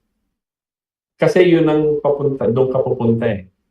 If you want to increase your agricultural output, ano mong hinahanap mo? Right? If you want to have a space program, anong hanapin mo? If you want to broaden your nuclear, build your nuclear energy sector or industry, ano hanapin mo? Tapos yan ang ititrain mo sa mga bata na matatalino. Okay? Hindi yung chamba-chamba, bibigyan mo lang sila ng isang idea. O ito yung idea, basahin mo bata, tapos biglang magic, lalago yung ekonomiya. Right? That doesn't work that way. It doesn't matter ano yung bibigyan mo sa... Siyempre may basic education, may primary, may third. But once you get to college and once you get to... Meron ka ng directed, kaya nga may state universities na kayo, di ba? Na tayo. So ano hanapin natin? We put a nuclear physics course because we need to train nuclear physicists because we are expanding our nuclear power plant, right? We will connect it to our rail. So we need scientists. We need engineers. We need contractors. We need all of those things. Lahat yan science eh. Doctors. Doctors. Oh. So all of those things will follow. Right? So hindi yung parang how will you solve ano yung naging problem natin is not just sinasabi nila. Education kasi yung problema. Palitan natin yung curriculum, palitan natin yung K-12, palitan. Yan lang yung solution nila, di ba? Yes. But because limitado ang kanilang pag-iisip on what is I will first ask kung tinanong ako doon. I will first ask, ano bang gusto natin maging as a nation? Okay. Once you put that out, do we want to industrialize? Or do we want to just be ano lang tayo, parang easy lang tayo, tourism lang tayo, hindi na tayo mag-industrialize, puro resort na lang, tsaka service industry. Ano bang gusto natin? Diba? So you first have to determine that. Ano bang gusto natin gawin? And how long will it take? Then you train your citizens towards that goal. Kaya nga, di ba, nung nagtayo si Marcos, yung Marcos Sr. ng nuclear power plant. Yes. Nagtayo rin siya, naglagay rin siya ng nuclear physics, di ba, nuclear course sa UP. Oo. Tapos may nuclear parang PNRI, di ba? Yes. Research Institute. You need that. Because you're looking forward how many years na mag-graduates yan, they will help develop our nuclear industry. Yun na yun. Tapos iti-train mo yung mga, di ba? Tapos sabi nga ni Fidel Correa, di ba? The late Fidel Correa, Yes. sabi niya. The number one. Yes, na-excite siya kasi yung mga anak niya were taking that. Di ba? Kasi nakikita nila, engineer, dito tayo nuclear engineer. I'm sure mga engineers around the world, yung mga nuclear power plants, may mga Pinoy dyan. Hindi naman sila takot eh. Diba? It's just like any power plant. But the capacity is much, much more. Diba? So that's yun yung problema ng education. It's not per se, hindi masasolve yung problema ng education within education. Yeah. You have to be part of and if you were the president, kunyari ako yung presidente, hanap ako ng mga cabinet secretaries aligned with this vision. Kasi maglalagay tayo ng bagong kurso dyan. Or i-revive natin yung luma na hindi binibigyan ng atensyon dati. Right? Huwag na tayo magkurso ng mga pasensya na, pero huwag na tayo magkurso ng mga marketing. You're not building a nation on marketing.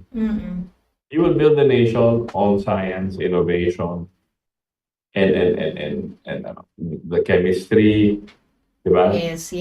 Scientists. You train scientists because you want to industrialize. You need the science. What do you think China and Russia are doing? What do you think they're training their youth for? Tapos, tignan mo sa US ngayon, ano kaya pinapag-aralan ng mga Americans ngayon, di ba? Puro kalukuhan. Wala nang scientist, wala nang innovate. Dati, America, puro scientist yan. Oo nga eh. They were building a nation. They stopped.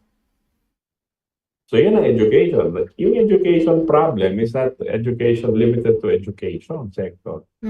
Your whole Department of Education is supposed to be geared towards providing the human resource for the intention of government. Correct. That's what it is. Hindi lang parang, sige, tuturuan kita magsulat ng poetry kasi education. Walang intention, di ba? There's no intention. It's bara-bara kahit ano na lang. Bigyan mo na lang kahit ano. That's what, yun ang sagot ko dyan, Kat. And so that explains kung bakit nung minsang may na-interview ako ito sa tuklasin natin na isang nuclear engineer natin, wala raw kasing kurso nung time na nag-aaral siya. Wala raw kasi yung kurso ng nuclear engineer dito sa atin. At ang nangyari ay sa ibang bansa pa siya kumuha. Can you imagine that? So, nung tinanong ko, bakit ano nangyari? Di ko ma'am alam, pero tinanggal po kasi ng university namin yung yung kursong 'yan. So, talagang after Marcos, dahil itong pumalit na nag-people's, 'di ba? People's Revolution kuno raw. Kuno no. People's Revolution, di lahat talaga totally pinalitan. Ang problema nga nung yung pagpalit na ginawa nila is pagsira sa buong 'di ba? Sa buong gobyerno, sa ng Pilipino. Ang sakit masakit isipin na gano'n yung nangyari. Parang sinasabi nila people's power, at the end of the day, wala yung power. Wala na yung people's power, kundi power na lang ng iilan. Yun na lang yung nangyari dyan. Anyway, napakarami ng mga isa sa mga kaganapan din na nangyari ay ito kamakailan lang, itong ICJ daw orders Israel to stop genocide, putting the US on the spot. So makikita mo ito na naman tong ICJ. Di ba recently napabalita din na ito nga ICC raw pupunta raw dito sa at mag-iimbestiga sa dating Pangulong Duterte. Nako, pero sinasabi ng Malacanang ni Pangulong Bongbong Marcos ay papayagan lang kayo pero hindi ako makiki-cooperate sa inyo. Ano ba yung drama ba yun dito? Drama o ano? Ano ba pagtingin mo dyan? The ICC has no legal standing. Correct. International. They're not elected. Wala ka tayong sinasign up sa kanila. They're not the UN. Wala sila. Hindi natin inelect yung representatives dyan. Sila lang yan. At ginagamit yan ng mga network ni George Soros. So, pasensya na, pero kailangan natin Ilabas. Palawakin yung mga isip ng mga listeners natin. Yan ang network niya, panglaban sa mga bansa at sa mga leader ng bansa, panakot lang. So these guys are in that network. And for me, tama si President Marcos, si BBM, na hindi niya papansinin.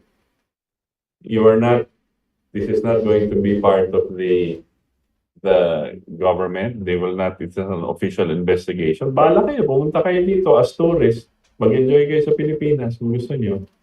Pero, wala kayong legal standing. Hindi kayo, yung investigahan nyo? What, we will give you files? Hindi, wala, nothing.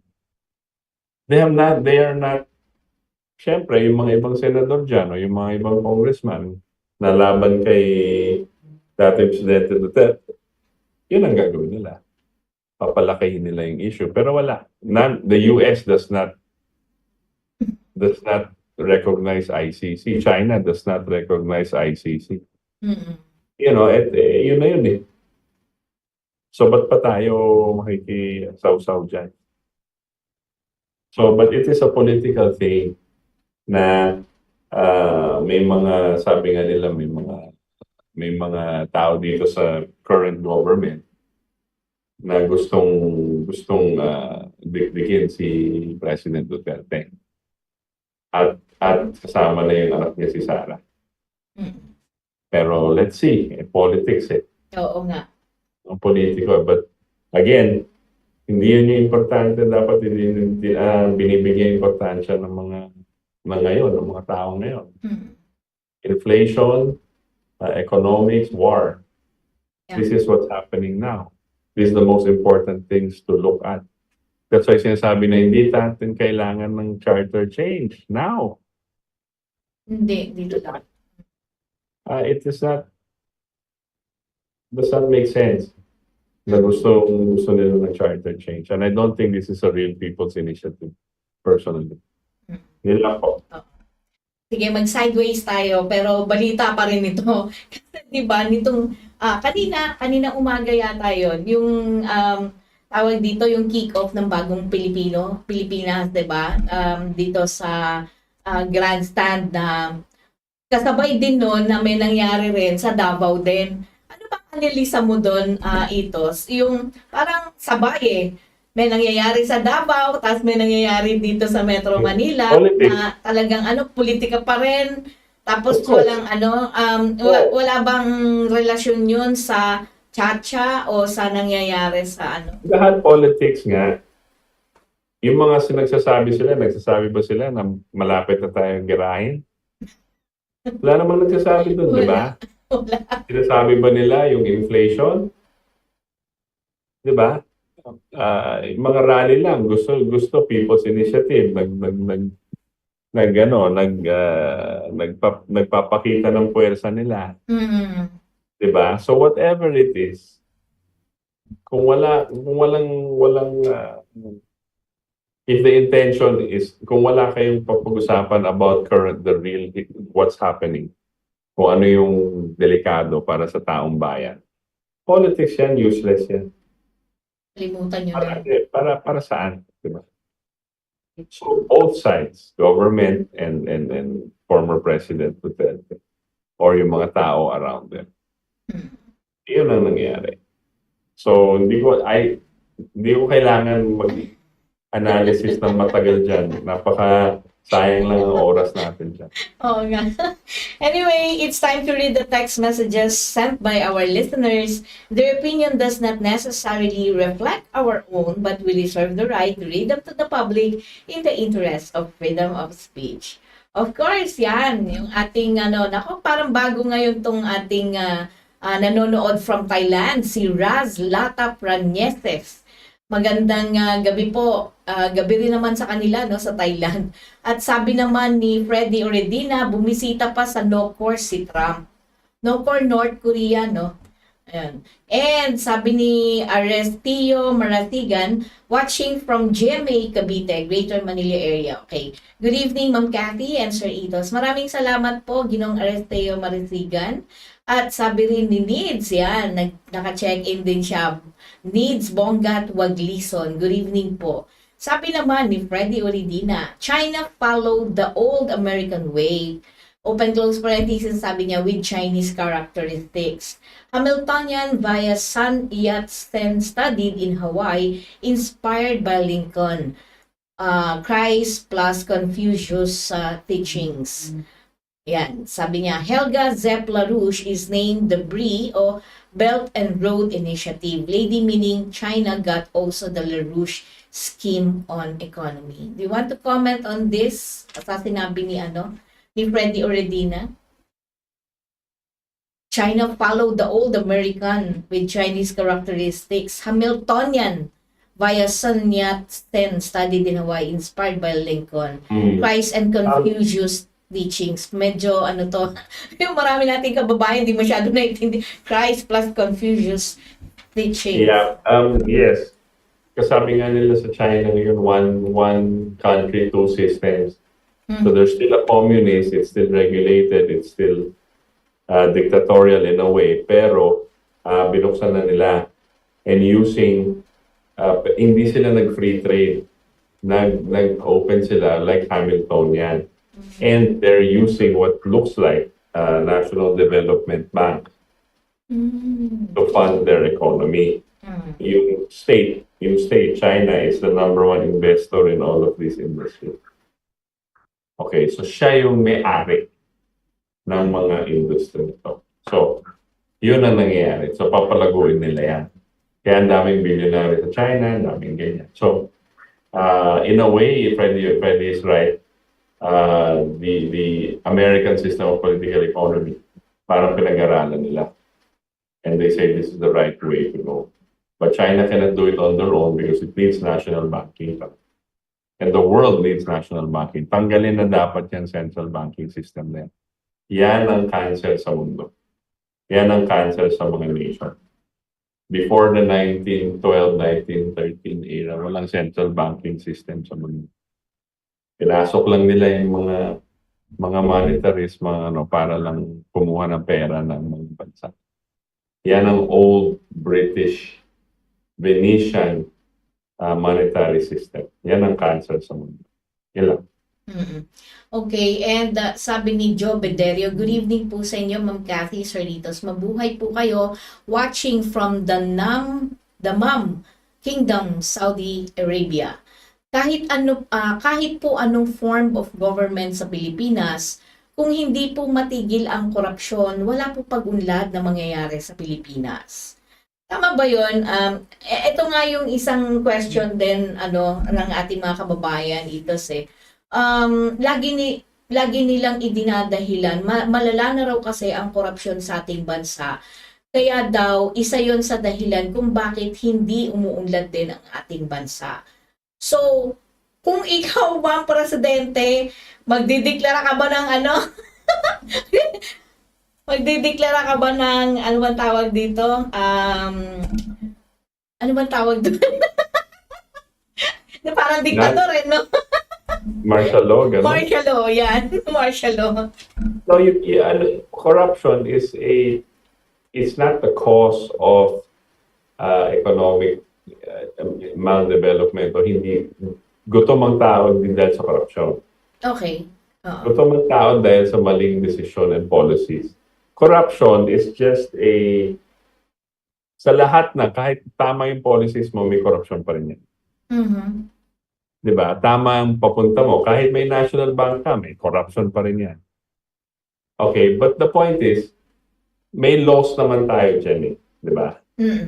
May korte naman tayo, may mali, may tama, gano'n. Okay. The point being, the reason why, yung ayoko nang pakinggan minsan, is lahat binibintang nila sa corruption. Yes. As if yung economic policies ng mga administrasyon ay tama. Correct? Mm-mm. Okay sana to, kaya lang daming magnanakaw, kaya nawala to. Mali nga eh. Mali yung policy nyo. Siya yung nagkakos ng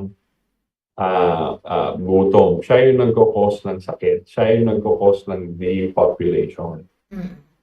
Hindi lang dahil sa corruption. Maliit na bagay yan. Okay?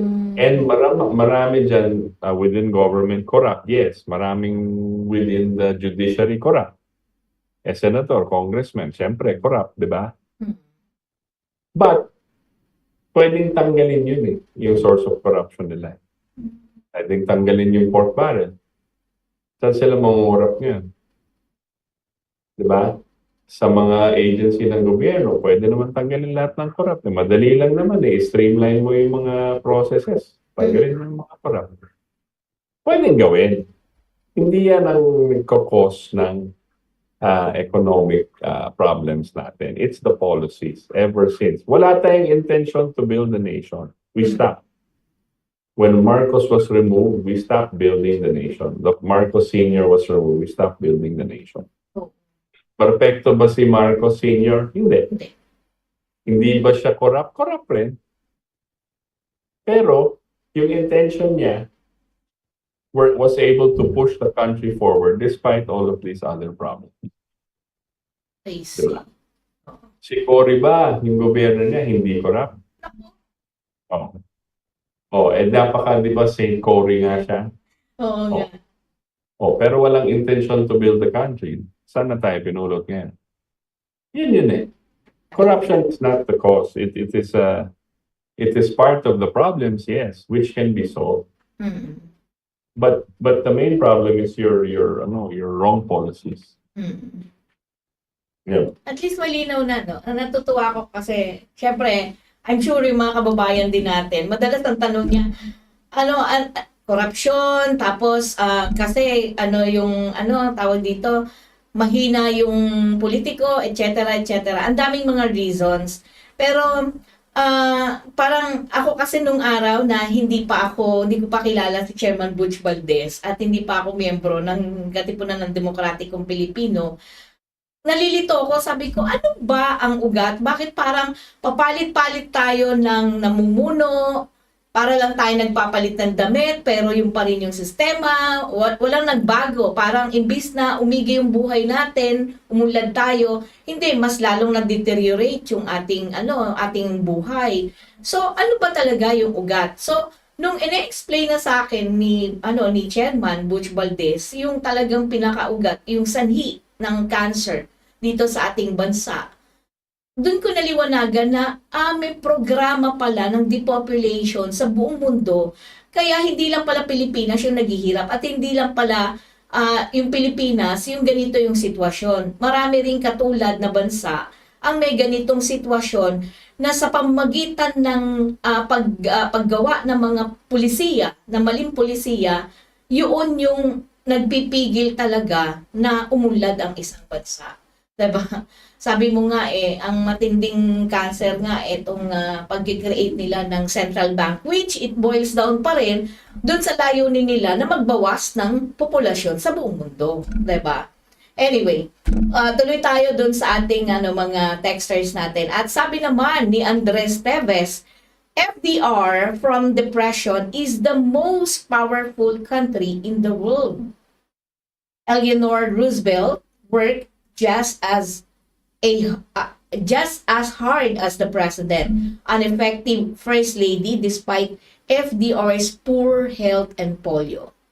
Do you want to comment on this? Parang pinaparinggan ka. Ano bang pangalan niya? Andres, mukhang may pinaparinggan ka rito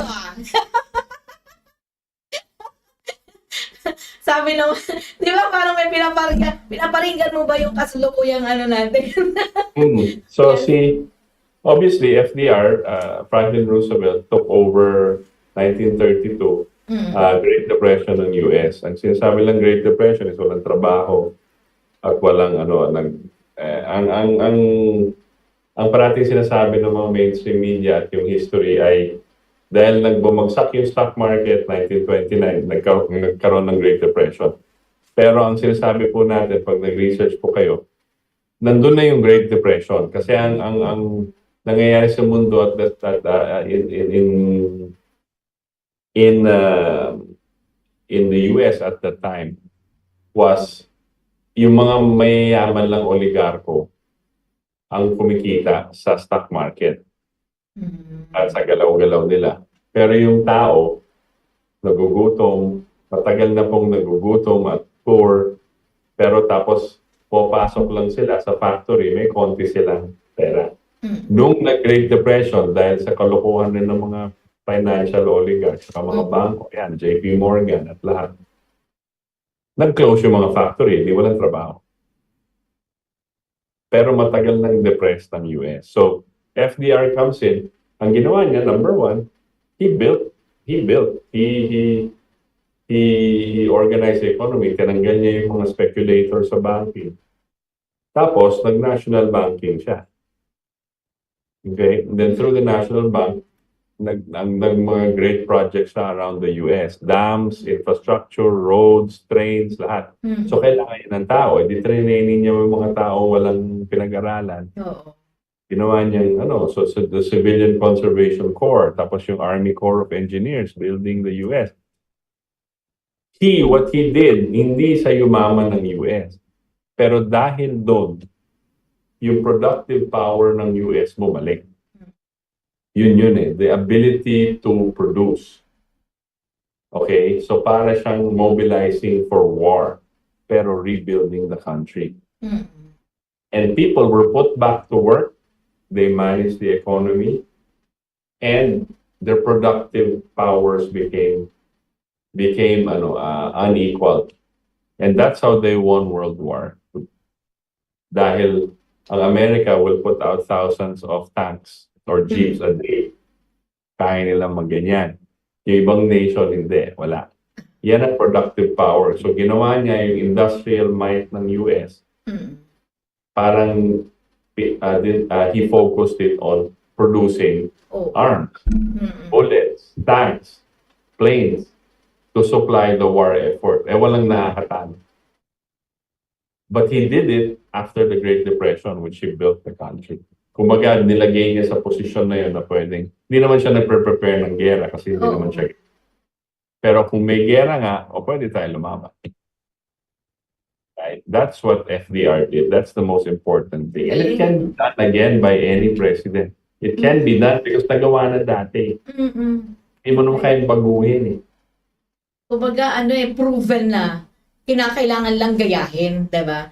Okay, balik tayo dun sa ating mga texters. Sabi ni Freddy Oridina, no enabling law on, on PI, reform, People's Initiative Reform Civil Service Commission. All elected officials must pass the test and rigid interview, just like China is doing to eliminate politicians without academic achievements. Quote-unquote pa siya. Sige, pagbibigyan kita, Freddy. Example niya, si Lapid, Revilla, Tulupong. Sino ba Tulupong? Etc.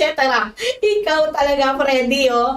Okay, sabi ni Nigs, Bonggat, Waglison, hindi na nila naiisip yan. Dahil ang iniisip nila kung paano mamurakot. At sabi ni Biktima, 147, talagang ang ganda naman ang pangalan mo. Biktima. Hindi tayo malitok, ma'am, kung sino nakaupo, doon tayo. Alangan naman si Diggs. Lapitan natin, hindi Pangulo. Hindi Pangulo yan, Marcos nakaupo. Ay, ganon. Ano po ba tinapos nyo? Ako, grade 6 lang po. Sa korte, hindi tinatanggap daw evidence is right. Ha? Okay. At sabi ni Freddy Uridina uli, China doing the Glass-Steagall scheme of banking separating the investment infra savings agriculture banking. China banking is not influenced by IMF World Bank. Yan ang sabi niya. At sabi pa ni Nids Bonggat uli, Waglison, yes, dapat ganun din gagawin natin dito sa Pilipinas. At sabi uli ni Freddy Uridina, sino pipili ng iboboto natin? Oligarko pa rin. Oo nga no? Naalala ko tuloy yung sinasabi ni Chairman Butch Itos di ba?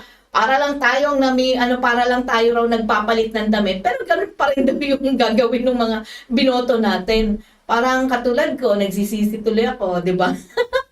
At sabi naman ni Ana Grace Espanyola, good evening, Miss Cathy and Sir Itos, watching from Quezon City. Parang kilala ko to, ha? Good evening sa buong pamilya. At syempre, sabi ni Raz Lata Prañeses, we need Donald Trump dyan sa Pinas. Article 12 to 18 ang kailangan. Correct ka dyan, Raz. At yan po ang ilan lamang sa ating, we only have 8 minutes to go. Pero siguro magandang bigyan natin ng parting message para sa ating bilang si Itos Valdes bilang Pangulo ng Katipunan ng Demokratikong Pilipino, mensahe po para sa ating mga kababayan. Itos. Yes, yun lang. Well, the discussion here was presidential versus parliamentary system. But it is because naisip namin yung topic na yan dahil yung effort na naman, meron na namang cha-cha. At meron na naman nagsasabi na this is just to take out term limits and eventually change it to parliamentary. Remember po, yung last administration, pinupush nila yung federalism. Diba? That is one step away from presidential. That is one step away from the presidential. Bakit po? Dalawang sistema hindi po perfecto. Pero ang isang sistema may chance na baguhin ng taong bayan ang direksyon ng bansa kung kailangan. Now, I subscribe personally dito sa akin at siguro naman dito sa Katipunan Demokratikong Pilipino, we believe in the sovereign individual's right to choose. We believe that the sovereign individual, each person, has a right to choose its own leaders directly, has a right to demand from those leaders, and has a right to replace those leaders if necessary. Okay. Kaya nga ito yung t-shirt mo ngayon eh. Kita mo. We the people are pissed off. Oh, galit na kami. Di ba? Ilang taon na natin tinitingnan itong mga... We are the real powers behind the Philippines. The Constitution guarantees this. Ang hirap lang sa atin, nakalimutan na yata natin yun. At yung may kapangyarihan, siyang nakaupo, siya yung parang mas malakas. Pero ang mas malakas talaga, yung mga tao, sovereign individuals. And one day, the people will fight back, just like what's happening around the world. But we must fight back with ideas, and we must fight back with our own suggestions and our own plans and strategies. Dito sa Katipunan Demokratikong Pilipino, we subscribe to that notion na each individual, each Filipino citizen, each Filipino is sovereign. And we, together, we make up our nation. And we should take it back for the people. That's what we are. Yun lang po. Thank you for joining us tonight. Salamat rin sa mga nagko-comment at salamat rin sa mga parating sumasabay-bay sa ating programa every Sunday. Minabuti po namin mag-live ulit every Sunday because nakita po namin na kailangan talaga makisama tayo sa diskusyon. So join us again next week. Huwag niyo kalimutan, may Partido KDP sa Twitter, sa X, Rockball, sa YouTube at lahat na. Mag-subscribe po kayo sa amin. Thank you very much. Thank you, Itos. At syempre, ilang minuto na lamang ay magpipinid na tayo ng ating palatuntunan. Pero gusto ko lang mag-announce bilang Secretary General po ng Katipunan ng Demokratikong Pilipino, kung nais nyo pong maging kasapi po ng KDP, mag-iwan po kayo ng mensahe sa atin pong Facebook page. At magpo-post din po kami dyan ng membership form katulad po na lagi po natin ginagawa. Alam niyo po, kinakailangan po lahat po ng mga Pilipino na nagmamahal po sa ating bayan at nagmamahal na gusto natin na magkaroon ng magandang kinabukasan ang ating mga anak, ang susunod na henerasyon. Ito po yung ultimo panahon na talagang kinakailangan po natin na manindigan po tayo sa tama, manindigan po tayo sa katotohanan.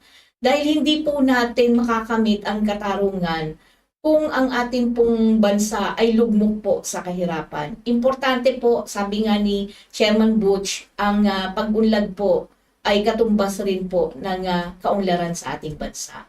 With that, syempre sa ngalan po ng ating mga katipon dito sa ating katipunan at sa magagaling po na staff ng DZXL Radyo Mo Nationwide, kami po ay pansamantalang nagpapaalam at nagpapasalamat na sinamahan ninyo kami ngayon, ang Hora de Peligro ng ating bayan at ng buong mundo.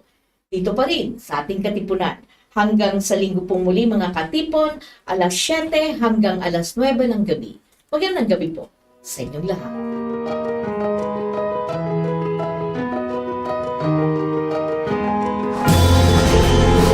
Inyong napakinggan si Itos Valdes kasama si Cathy Cruz at iba pang katipon na nakilahok sa talakayan. Ating Katipunan. Samahang muli si Itos Valdes sa susunod na linggo alas 7 hanggang alas 9 ng gabi sa himpilan ng RMN DZXL 558 kHz AM band at social media accounts ng Partido KDP. Ating Katipunan.